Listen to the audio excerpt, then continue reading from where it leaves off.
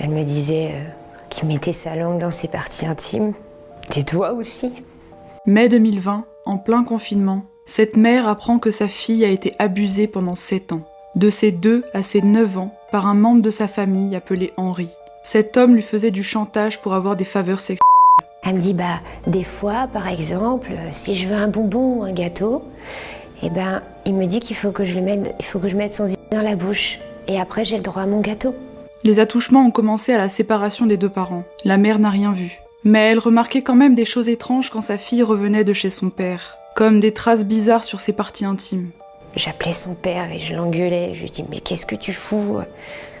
Tu lui fais pas prendre de douche ou quoi? Plusieurs fois, j'ai été voir le médecin traitant et on a mis ma fille sous amoxicilline en pensant qu'elle avait des infections urinaires. Le père laissait sa fille avec cet homme lorsqu'il devait sortir, et des fois pendant tout un week-end, car cette personne habitait chez lui durant cette période. Par la suite, la mère a porté plainte. Mais après cette horrible histoire, cette mère apprend une autre nouvelle terrifiante. Le fils des amis de son père a lui aussi abusé de sa petite fille.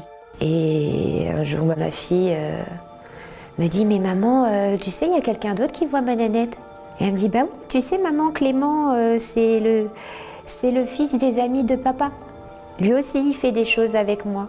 Ce jeune homme appelé Clément était mineur à l'époque des faits. Il avait tout juste 16 ans. Donc son père, ma fille, allait régulièrement faire des soirées là-bas. Lui, il finissait par dormir sur le canapé. Et ma fille se retrouvait à dormir avec le plus grand des garçons. Et ça s'est passé à plusieurs reprises. La maman a de nouveau porté plainte et une juge du tribunal qui s'est occupée de son dossier lui a promis qu'elle allait leur rendre justice cette année. Mais 10 jours après, elle apprend que cette même juge d'instruction a clôturé le dossier. Mais là, ça devient très compliqué. Parce que, comme on le sait, 95% de chances que ce soit classé sans suite. À l'heure d'aujourd'hui, cette maman est très inquiète pour sa petite fille qui n'a que 9 ans. C'est la plus courageuse du monde. Elle est plus courageuse que moi, ça c'est sûr. Je sais pas comment elle fait pour tenir le coup comme ça. Cette mère doit se battre. Nous devons nous battre pour que cette justice change. On doit condamner les au juste titre.